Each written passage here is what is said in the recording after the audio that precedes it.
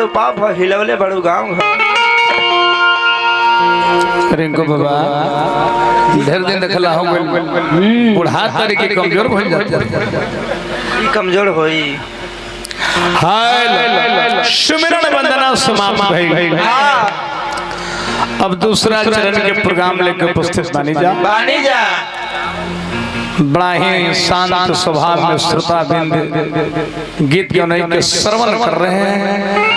हम कलाकार की ओर से बार बार वंदन अभिनंदन स्वागत है। सुंदर गीत हमारा स्वामीनाथ भाई वंदना के कार्यक्रम देखवनी है। हार्दिक हार्दिक प्रणाम बा।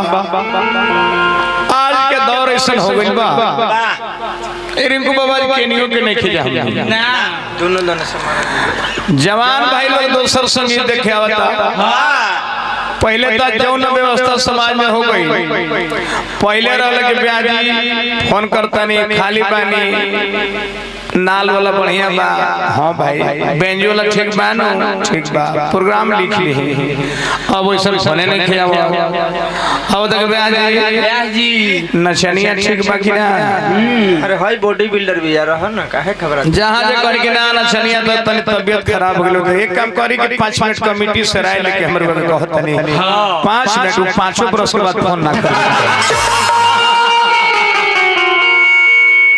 आज के लड़ाई नहीं की जगह जवान भाई गरिया बता। हाँ जहां जे करी कि 5 मिनट के कथा सुनी रघुकुल रीत सदा चली आई। जवान भाई उठ के चले चलो एकरा से बढ़ के हितवा कुछ न गाई होगा। लवले बड़का जानकार बने। अब डर से हमने के लड़ाई शुरू कर देता नहीं जा। हाँ तब ले बूढ़ा उड़ा के किस किया जाता है। चला हो गांजा चढ़ावे नाम सुन ले रही हां ए घरी के लौड़े छोड़े ब्याह से बन जा रहा है। कथा जानी नहीं तो दोनों दल से मारा जाता नहीं जा। लेकिन चले जो उपलक्ष्य में मिला जुला के हमनियों का बफर सिस्टम हम लोग ले जौन उपलक्ष्य में जो पर ध्यान रखे के चाहिए। अब आइल बानी परीक्षा देवे। अब परीक्षा में आ गइल बा कि गाय पर लेख लिखे हैं आ कूता पर लेख लिख के चल जाइए तो कौन फायदा ना हो। ये परिवार के बड़ा अफसोस होई कि जिन्होंने खून पसीना से अपना फुलवारी अपनी दुनिया को बसाए थे। वो इस दुनिया छोड़कर चले गए। गीता के अनुसार आत्मा जन्म लेती है आत्मा मरती है। आत्मा सिर्फ वस्त्र बदल देती है। रहना नहीं देश बिराना है। ये जो देख रहे हैं लोग यहाँ रहना नहीं देश बिराना है। ये संसार कागज की पुड़िया बूंद परे गल जाना है। रहना नहीं देश। ये संसार झाड़ और झाखड़ आग लगे जर जाना है। रहना नहीं देश बिराना है। हर मृत्यु आपकी मृत्यु की खबर देती है कि आपको ऐसा ही होगा। श्मशान में लोग जाला तो या कुछ दिमाग घूमे लग करे बाप हमनियों को सही एक दिन देखे के पड़ी।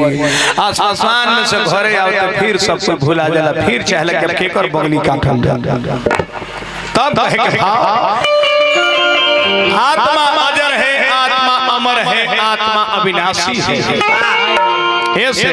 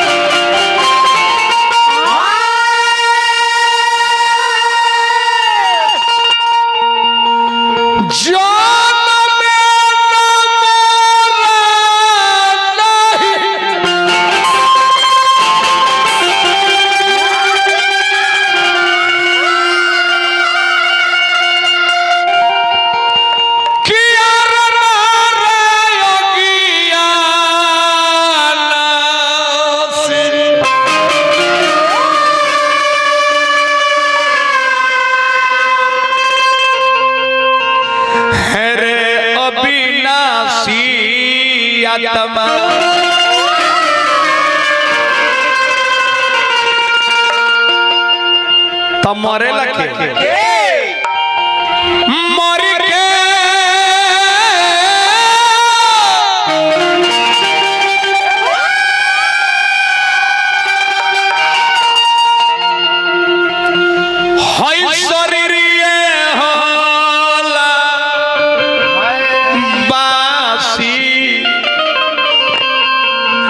मृत शरीर केवल होती है पूरा जीव की आत्मा नहीं मरती। गीता के अनुसार मर के शरीर होला बासी अरे ये विनाशी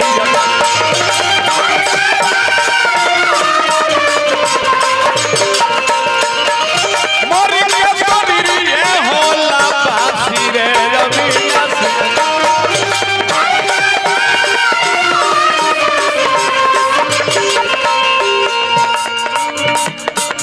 जनम न मरे जनम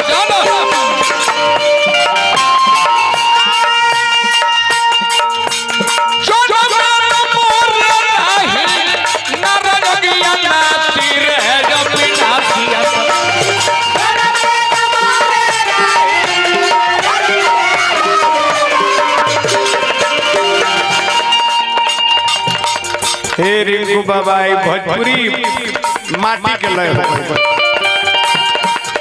एकरे में पहले 6-6 फीट के लवान लोग अपन पौंटी चाल लोग दिखावे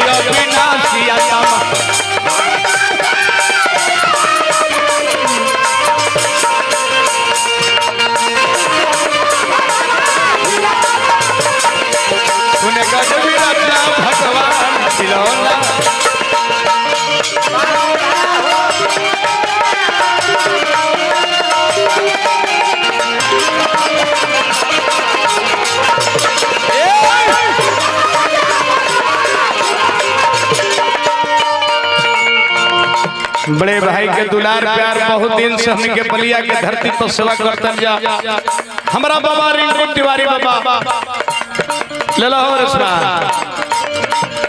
100 रुपया हमारा 100 रस्मा के बाबा के गोल्ड लगनी हमरा रिंकू तिवारी के पिता श्री चचा जी के भी हम बोल दे गोल्ड लगल में आशीर्वाद दिला दे। बहुत दिन भेंट कैल हम ना जननी न तो हम जानती जरूर बहुत दिन हो गई बाबा। इस संसार में कोई किसी का काम नहीं आएगा सब कोई मतलब किया है यहाँ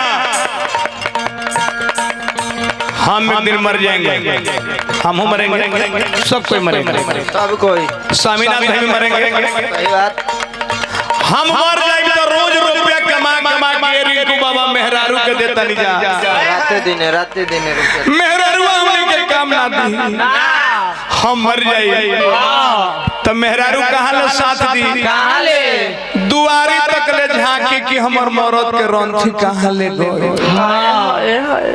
आ वही से घूर के घर में ढुक जाई यही कह के कि होथिया होथिया स्वामीनाथ भाई चाहे तू मर जाबे केहू मरी खूब हमरे का सेवा कर ले बंजुला तू मर जेबे तो कहि के होथिया होथिया चाहे राजावा हो गरीबवा न तो दुख देले हो जाते ही न कही कि बेआसा